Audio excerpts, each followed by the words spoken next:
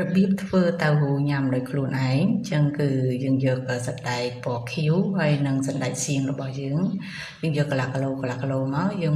ត្រាំទឹកវាឲ្យរីកមក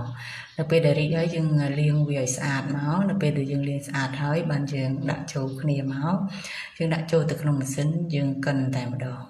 កិនវាឲ្យម៉ត់មកនៅពេលដែលម៉ត់ហើយគឺយើងចាក់ដាក់ត្រង់មកឬក៏យើងចាក់ច្បាច់វាយកតែទឹកមកយើងយកតែទឹកឲ្យអស់មកហើយនៅពេលដែលយើងច្របាច់អស់ហើយបានយើងចាក់ដាក់ចូលទៅក្នុងឆ្នាំងឬក៏ក្នុងខ្ទះណាមួយធំមកបន្ទាប់មកគឺយើងដួសមានពពុះគឺយើងដួសពពុះចេញឲ្យអស់មកហើយនៅពេលដែលយើងបើកភ្លើងគឺយើងចាប់ផ្ដើមកូរវាដោយអត់ដកដៃទេយើងកូរវារហូតនៅពេលដែលយើងកូរដកដៃគឺធ្វើឲ្យវាខ្លោចបាតអញ្ចឹងគឺយើងកូរតតែវាពុះបែបហ្នឹងនៅពេលដែលវាពុះហើយគឺយើងអាចយកមីរបស់តៅហ៊ូហ្នឹងយើងដាក់មកបន្ថែមវា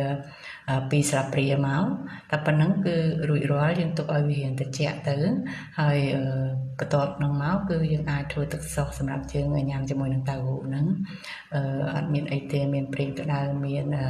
ម្ទេសមានខ្ទឹមសមានទឹកស្អៀវអញ្ចឹងយើងកូរច្របល់ចូលគ្នាមកហើយបន្ទាប់មកទៀតគឺយើងដួសទឹកតៅហ៊ូរបស់យើងហ្នឹងចេញឲ្យអស់មកដើម្បីយើងងាយស្រួលនៅក្នុងការកាត់វាជាដុំតូចៗមកល្មមដែលយើងចង់ញ៉ាំ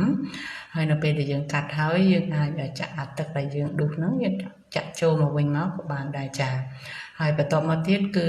យើងអាចដួសដាក់ចានមកយើងដាក់ទឹកសុះរបស់យើងមកយើងញ៉ាំបានហើយរសជាតិឆ្ងាញ់មែនទែនចាបងប្អូន